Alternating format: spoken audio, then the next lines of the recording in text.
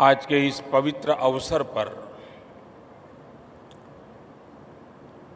विशेष रूप से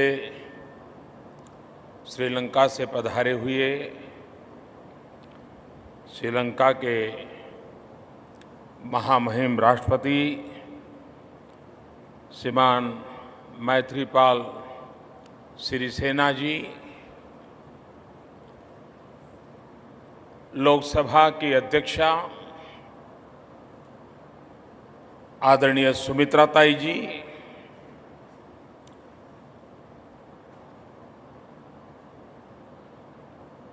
मध्य प्रदेश के अति लोकप्रिय मुख्यमंत्री श्रीमान शिवराज सिंह चौहान जी,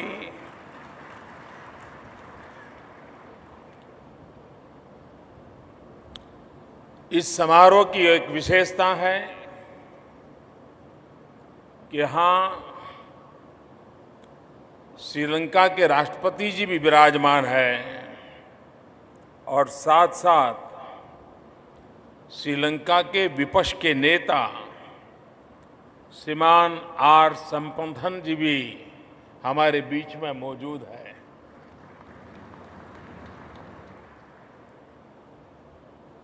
मंच पर विराजमान सभी आदरणीय महानुभाव और विशाल संख्या में उपस्थित इस सिंहस्थ के मौके पर आए हुए और समाज के लिए चिंतन करने के लिए समय निकालने वाले सभी जागरूक नागरिक भाई और बहनों,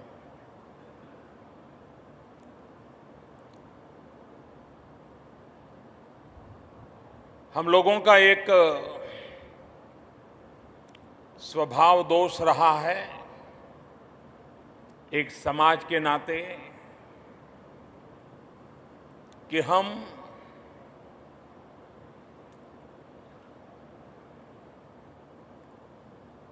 अपने आप को हमेशा परिस्थितियों को परे समझते हैं।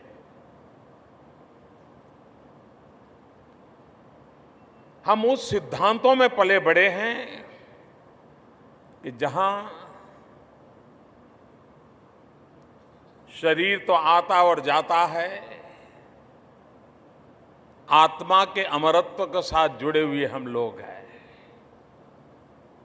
और उसके कारण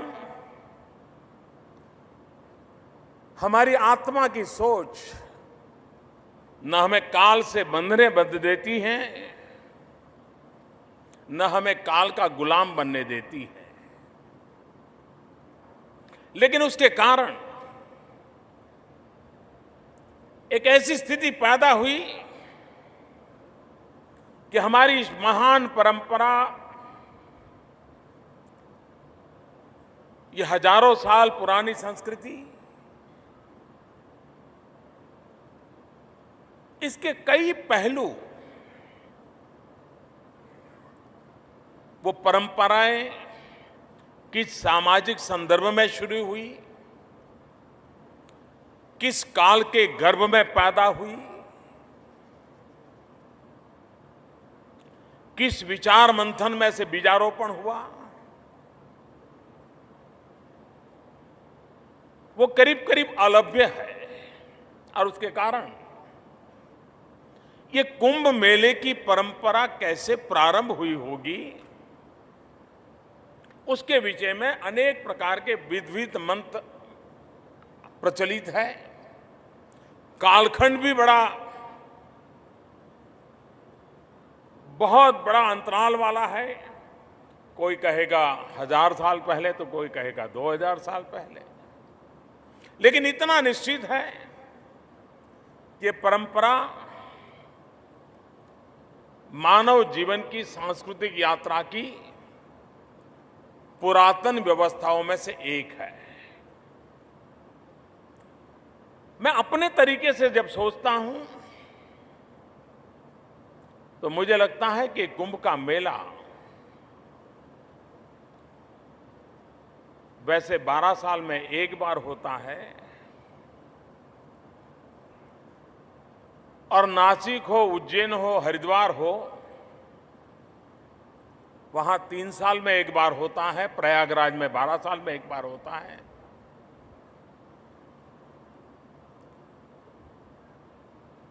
उस कालखंड को हम देखें तो मुझे लगता है कि एक प्रकार से ये विशाल भारत को अपने में समेटने का ये प्रयास ये कुंभ मेले के द्वारा होता था। मैं तर्क से और अनुमान से कह सकता हूं कि समाजवेत्ता, संत, महंत, ऋषि, मुनि जो हर पल समाज के सुख दुख की चर्चा और चिंता करते थे,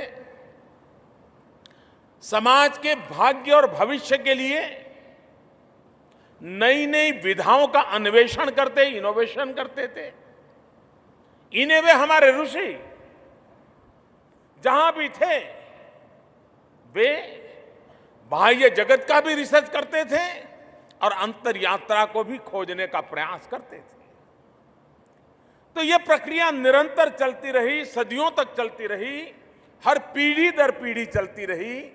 लेकिन संस्कार संक्रमण का काम, विचारों का संकलन का काम, कालानुरूप विचारों को तराजू पर तोलने की परंपरा, ये सारी बातें इस कुंभ की परंपरा में समित थी, समाहित थी। एक बार प्रयागराज के कुंभ मेले में बैठते थे, एक फाइनल डिसीजन लिया जाता था सबके द्वारा मिलकर के कि पिछले 12 साल में समाज यहां यहां गया, यहां यहां पहुंचा। अब अगले 12 साल के लिए समाज के लिए दिशा क्या होगी, समाज की कार्यशैली क्या होगी, किन चीजों की प्राथमिकता होगी। और जब कुंभ से जाते थे तो लोग उस एजेंडा को लेकर के अपने अपने स्थान पर पहुंचते थे। और हर 3 साल के बाद, जबकि कभी नासिक में, कभी उज्जैन में, कभी हरिद्वार में कुंभ का मेला लगता था, तो उसका मिड टर्म अप्राइजल होता था कि भाई प्रयागराज में जो हम निर्णय करके गए थे, 3 साल में क्या अनुभव आया। और हिंदुस्तान के कोने कोने से लोग आते थे, 30 दिन तक एक ही स्थान पर रह करके समाज की गतिविधियों, समाज की आवश्यकताएं, बदलता हुआ युग, उसका चिंतन मनन करके उसमें फिर एक बार 3 साल का करणीय एजेंडा तय होता था in the light of the main Mahakumbh जो कि प्रयागराज में होता था। और फिर 3 साल के बाद दूसरा जब कुंभ लगता था तो फिर से रिव्यू होता था। एक अद्भुत सामाजिक रचना थी ये। लेकिन धीरे धीरे धीरे अनुभव यह आता है कि परंपराएं तो रह जाती हैं, प्राण खो जाता है। हमारे यहां भी अनुभव यह आया कि परंपरा तो रह गई, लेकिन समय का अभाव है। अब 30 दिन कौन रहेगा, 45 दिन कौन रहेगा। आओ भाई 15 मिनट जरा डुबकी लगा दे, पाप धो जाए, पुण्य कमा ले और चले जाए। ऐसी जैसे बदलाव आया, उसमें से उज्जैन के इस कुंभ में संतों के आशीर्वाद से एक नया प्रयास प्रारंभ हुआ है। और ये नया प्रयास एक प्रकार से उस सदियों पुरानी व्यवस्था का ही एक मॉडर्न एडिशन है, और जिसमें वर्तमान समझ में, वैश्विक संदर्भ में मानव जात के लिए क्या चुनौतियां हैं, मानव कल्याण के मार्ग क्या हो सकते हैं, बदलते हुए युग में काल बाह्य चीजों को छोड़ने की हिम्मत कैसे आए, पुरानी चीजों को बोझ लेकर के चल करके आदमी थक जाता है, उन पुरानी काल बाह्य चीजों को छोड़ करके एक नए विश्वास और नई ताजगी के साथ कैसे आगे बढ़ जाए, उसका एक छोटा सा प्रयास, इस विचार महाकुंभ के अंदर हुआ है। जो 51 बिंदु, अमृत बिंदु इसमें से फलित हुए हैं, क्योंकि ये एक दिन का समारोह नहीं है। जैसे शिवराज जी ने बताया, देश और दुनिया के इस विषयों के जानकार लोगों ने मिलकर के 2 साल मंथन किया है, साल भर विचार विमर्श किया है, और पिछले 3 दिन से इसी पवित्र अवसर पर ऋषियों, मुनियों, संतों की परंपरा को निभाने वाले महान संतों के सानिध्य में इसका चिंतन मनन हुआ है, और उसमें से ये 51 अमृत बिंदु समाज के लिए प्रस्तुत किए गए हैं। मैं नहीं मानता हूं कि हम राजनेताओं के लिए इस बात को लोगों के गले उतारना हमारे बस की बात है, हम नहीं मानते। लेकिन हम इतना जरूर मानते हैं कि समाज के लिए निस्वार्थ भाव से काम करने वाले लोग, चाहे वो गेरुए वस्त्र में हो या न हो, लेकिन त्याग और तपस्या के अधिष्ठान पर जीवन जीते हैं। चाहे एक वैज्ञानिक अपनी लेबोरेटरी में खपा हुआ हो, चाहे एक किसान अपने खेत में खपा हुआ हो, चाहे एक मजदूर अपना पसीना बहा रहा हो, चाहे एक संत समाज का मार्गदर्शन करता हो, ये सारी शक्तियां एक दिशा में अगर चल पड़ती हैं तो कितना बड़ा परिवर्तन ला सकती हैं। और उस दिशा में ये 51 अमृत बिंदु जो है, आने वाले दिनों में भारत के जनमानस को और वैश्विक जनसमूह को भारत किस प्रकार से सोच सकता है और राजनीतिक मंच पर से किस प्रकार के विचार प्रभाव समयानुकूल हो सकते हैं, इसकी चर्चा अगर आने वाले दिनों में चलेगी तो मैं समझता हूं कि प्रयास सार्थक होगा। हम वो लोग हैं जहां हमारी हर छोटी छोटी चीज बड़ी समझने जैसी है। हम उस संस्कार सरिता से निकले हुए लोग हैं जहां एक भिक्षुक भी भिक्षा मांगने के लिए जाता है तो भी उसके मुंह से निकलता है, दे उसका भी भला, न दे उसका भी भला। ये छोटी बात नहीं है, ये एक वो संस्कार परंपरा का परिणाम है कि एक भिक्षुक के मुंह से भी शब्द निकलता है, जो देगा उसका भी भला, जो नहीं देगा उसका भी भला। यानी मूल चिंतन तत्व भाव ये है कि सबका भला हो, सबका कल्याण हो, ये हर प्रकार से हमारी रगों में भरा पड़ा है। हम ही तो लोग हैं जिनको सिखाया गया है, तेन तकते न भूंजी था, त्याग कर के ही भोग देगा, अप्रतिम आनंद होता है। ये हमारी रगों में भरा पड़ा है। जो हमारी रगों में है वो क्या हमारे जीवन आचरण से अछूता तो नहीं हो रहा है? इतनी महान परंपरा को कहीं हम खो तो नहीं दे रहे हैं?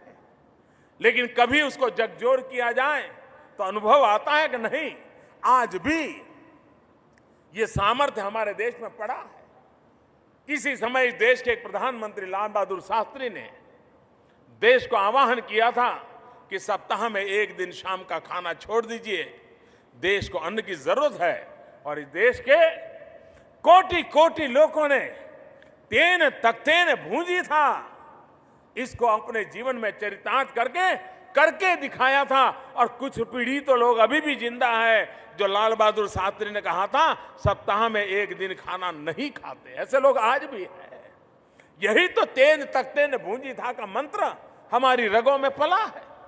पिछले दिनों ऐसे ही बातों में मैंने पिछले मार्च महीने में देश के लोगों के सामने एक विषय रखा था, ऐसे ही रखा था। रखते समय मैंने भी नहीं सोचा था कि मेरे देश के जन सामान्य का मन इतनी ऊंचाइयों से भरा पड़ा है। कभी कभी लगता है हम उन ऊंचाइयों को पहुंचने में कम पड़ जाते हैं। मैंने इतना ही कहा था, अगर आप संपन्न हैं, आप समर्थ हैं, तो आप रसोई गैस की सब्सिडी क्या जरूरत है, छोड़ दीजिए ना। 1,000-1,500 रुपया में क्या रखा है? इतना ही मैंने कहा था। और आज मैं मेरे देश के 1 करोड़ से ज्यादा परिवारों के सामने सर झुका के कहना चाहता हूं और दुनिया के सामने कहना चाहता हूं, 1 करोड़ से ज्यादा परिवारों ने अपनी गैस सब्सिडी छोड़ दी। तेन तख्ते ने भूंजी था। और उसका परिणाम क्या है? परिणाम शासन व्यवस्था पर भी सीधा होता है। हमारे मन में विचार आया कि अगर 1 करोड़ परिवार गैस सिलेंडर की सब्सिडी छोड़ रहे हैं तो इसका हक सरकार की तिजोरी में भरने के लिए नहीं बनता है। ये फिर से गरीब के घर में जाना चाहिए। जो मां लकड़ी का चूल्हा जला करके एक दिन में 400 सिगरेट जितना धुआं अपने शरीर में ले जाती है, उस मां को लकड़ी के चूल्हे से मुक्त करा करके रसोई गैस देना चाहिए। और उसी में से संकल्प निकला कि 3 साल में 5 करोड़ परिवारों को गैस सिलेंडर दे करके उनको इस धुएं वाले चूल्हे से मुक्ति दिला देंगे। यहां पर्यावरण के एक चर्चा में एक पर्यावरण का मुद्दा है। मैं समझता हूं 5 करोड़ परिवारों में लकड़ी का चूल्हा न जलना ये जंगलों को भी बचाएगा, ये कार्बन को भी कम करेगा और हमारी माताओं के, गरीब माताओं के स्वास्थ्य में भी परिवर्तन लाएगा। यहां पर नारी के एम्पावरमेंट की बात हुई, नारी की डिग्निटी की बात हुई है। ये गैस का चूल्हा उसकी डिग्निटी को कायम करता है, उसके स्वास्थ्य की चिंता करता है। और इसलिए मैं कहता हूं कि अगर तेन तख्ते ने भूंजी था, इस मंत्र में हम भरोसा करें, सामान्य मानवी को उसका विश्वास दिला दें, तो हम किस प्रकार का परिवर्तन प्राप्त कर सकते हैं ये अनुभव कर रहे हैं। हमारा देश, मैं नहीं मानता हूं हमारे शास्त्रों में ऐसी कोई चीज है जिसके कारण हम भटक जाएं। ये हम लोग हैं कि हमारी मतलब की चीजें उठाते रहते हैं और पूर्ण रूप से चीजों को देखने का स्वभाव छोड़ दिया। हमारे यहां कहा गया है, नर करनी करे तो नारायण हो जाए। और ये हमारे ऋषियों ने, मुनियों ने कहा है। क्या कभी उन्होंने ये कहा है कि नर भक्ति करे तो नारायण हो जाए? नहीं कहा है। क्या कभी उन्होंने कहा है कि नर कथा करे तो नारायण हो जाए? नहीं कहा। संतों ने भी कहा है नर करनी करे तो नारायण हो जाए। और इसलिए ये 51 अमृत बिंदु हमारे सामने हैं। उसका एक संदेश यही है कि नर करनी करे तो नारायण हो जाए। और इसलिए हम करनी से बाध्य होने चाहिए। और तभी तो अर्जुन ने को भी यही तो कहा गया था, योगः कर्मसु कौशलम। यही हमारा योग है जिसमें कर्म की महानता को स्वीकार किया गया है। और इसलिए इस पवित्र कार्य के अवसर पर हम उस विचार प्रवाह को फिर से एक बार पुनर्जीवित कर सकते हैं क्या? तमसो मां ज्योतिर्गमय। ये विचार छोटा नहीं है। और प्रकाश कौन सा, वो कौन सी ज्योति? ये ज्योति ज्ञान की है, ज्योति प्रकाश की है। और हम ही तो लोग हैं जो कहते हैं कि ज्ञान को न पूरब होता है न पश्चिम होता है, ज्ञान को न बीती हुई कल होती है, ज्ञान को न आने वाली कम होती है। ज्ञान अजरा अमर होता है और हर काल में उपकारक होता है। यह हमारी परंपरा रही है। और इसलिए विश्व में जो भी श्रेष्ठ हैं, इसको लेना, पाना, पचाना, इंटरनलाइज करना, ये हम लोगों को सदियों से आदत रही है। हम एक ऐसे समाज के लोग हैं जहां विविधताएं भी हैं और कभी कभी बाहर वाले व्यक्ति को कॉन्फ्लिक्ट भी नजर आता है। लेकिन दुनिया जो कॉन्फ्लिक्ट मैनेजमेंट को लेकर के इतने सेमिनार कर रही हैं, लेकिन रास्ते नहीं मिल रहे। हम लोग हैं जिन्हें इनहेरेंट कॉन्फ्लिक्ट मैनेजमेंट का हमें सिखाया गया है। वरना दो एक्सट्रीम हम कभी भी नहीं सोच सकते थे।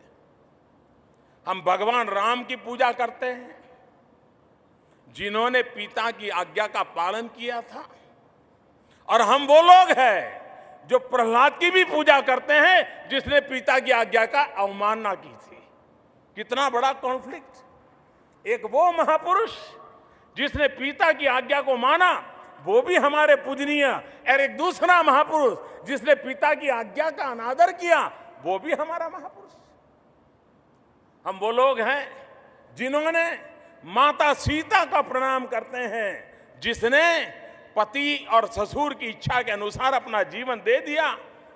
और उसी प्रकार से हम उस मीरा की भी भक्ति करते हैं, जिसने पति की आज्ञा की अवज्ञा कर दी थी।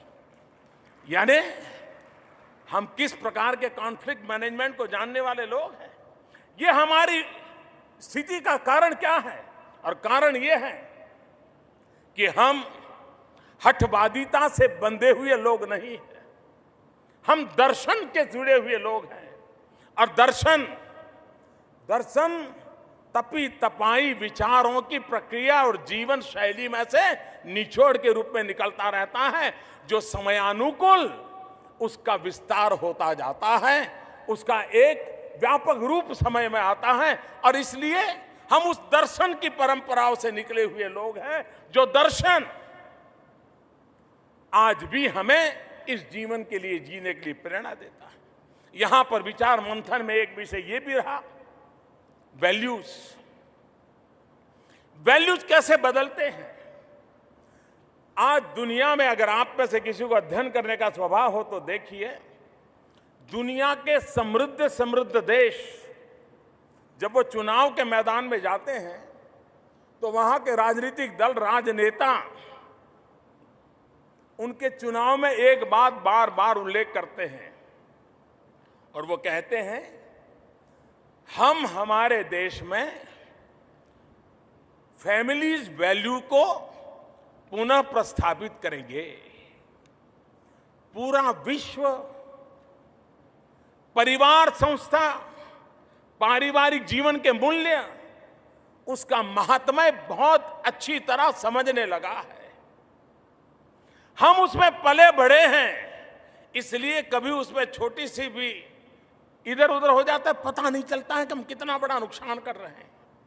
लेकिन हमारे सामने चुनौती है कि वैल्यूज, और वैल्यूज यानी वो विषय नहीं है कि आपकी मान्यता और मेरी मान्यता, जो समय की कसौटी पर कसकर के खरे उतरे हैं, वही तो वैल्यूज होते हैं। और इसलिए हर समाज के अपने वैल्यूज होते हैं। उन वैल्यूज के प्रति हम जागरूक कैसे हों? इन दिनों मैं देखता हूं, अज्ञान के कारण कहो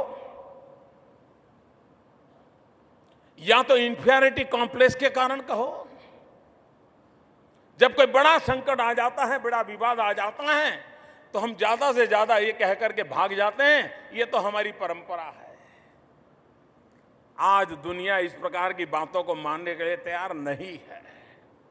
हमने वैज्ञानिक आधार पर अपनी बातों को दुनिया के सामने रखना पड़ेगा।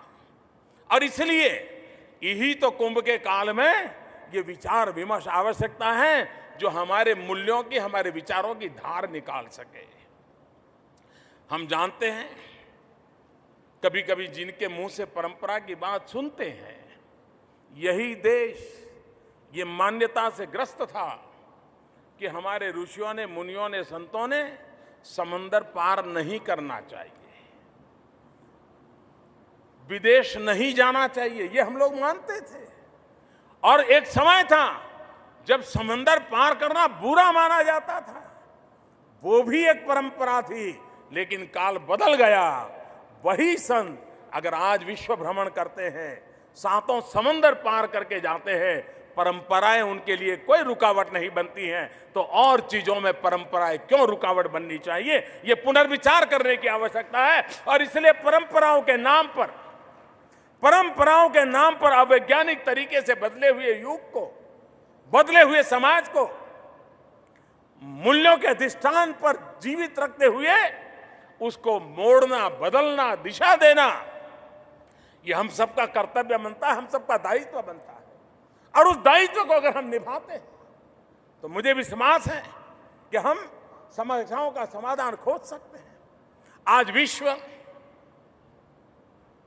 दो संकटों से गुजर रहा है।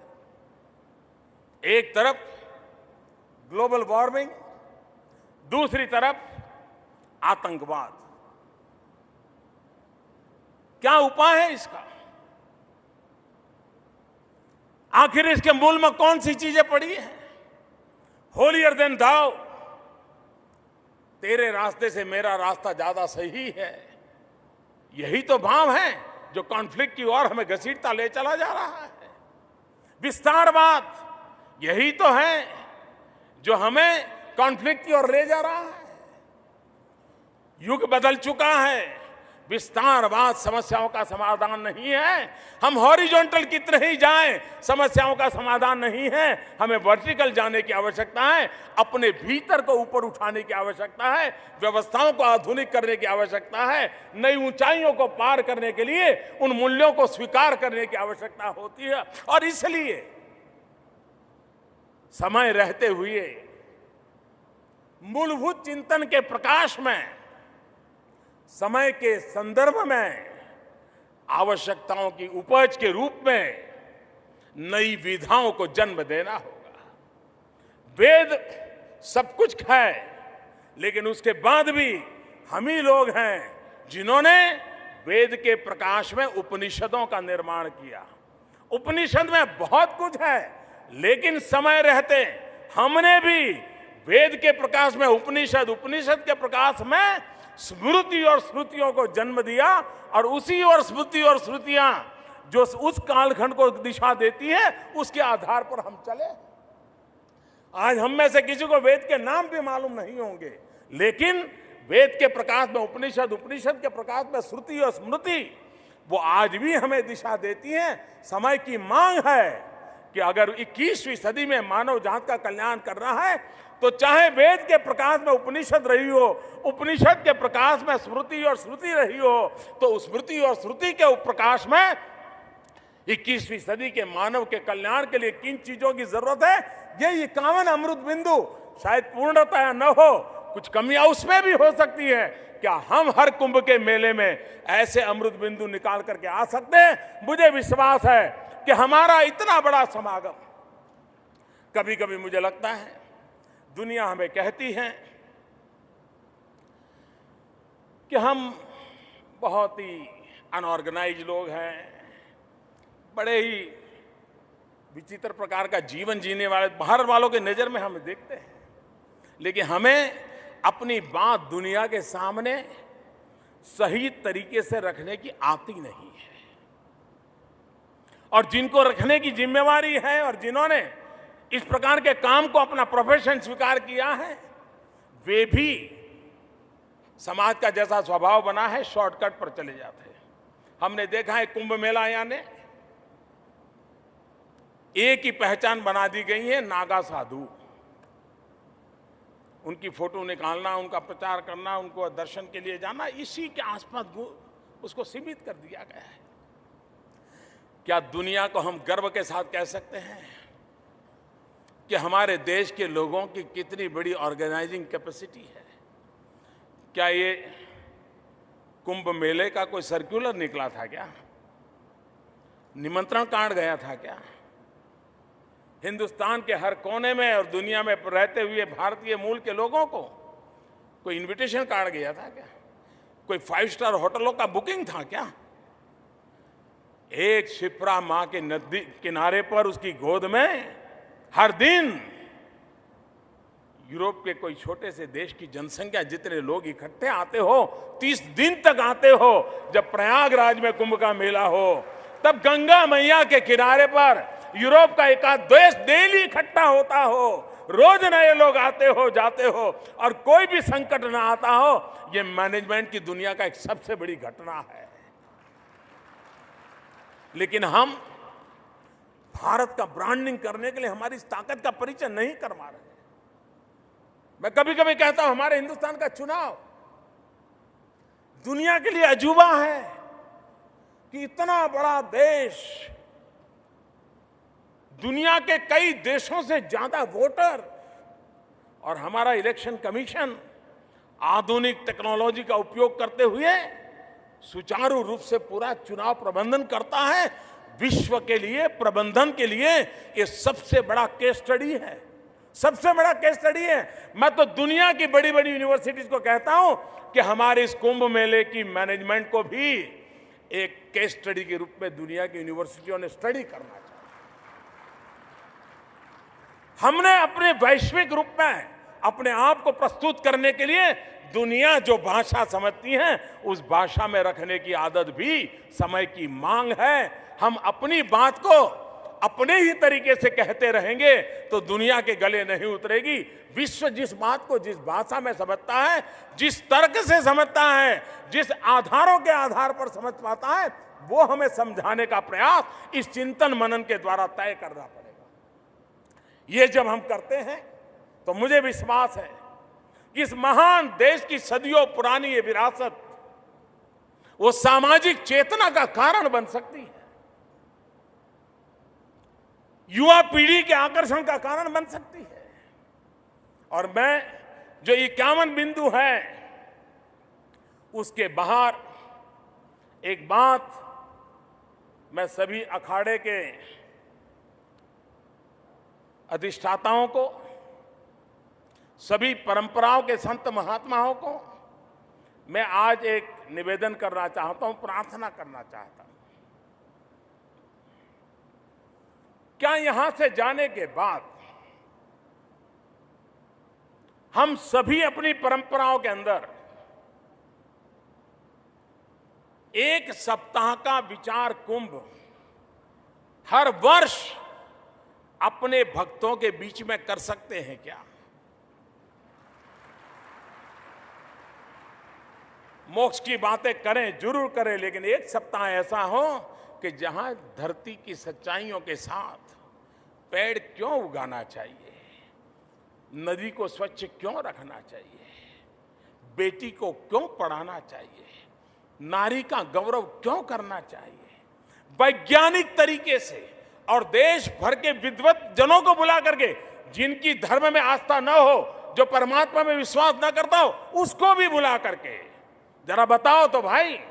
और हमारा जो भक्त समुदाय है उनके सामने विचार विमर्श, हर परंपरा में साल में एक बार 7 दिन अपने अपने तरीके से अपने अपने स्थान पर ज्ञानी विज्ञानियों को बुला करके विचार विमर्श हो, तो आप देखिए 3 साल के बाद अब अगला जो हमारा कुंभ का अवसर आएगा और 12 साल के बाद जो महाकुंभ आता है वो जब आएगा, आप देखिए हमारी ये विचार मंथन की प्रक्रिया कितनी शार्पन हुई होगी।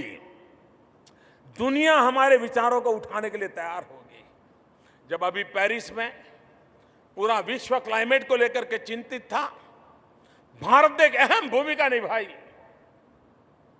और भारत ने उन मूल्यों को प्रस्तावित करने का प्रयास किया।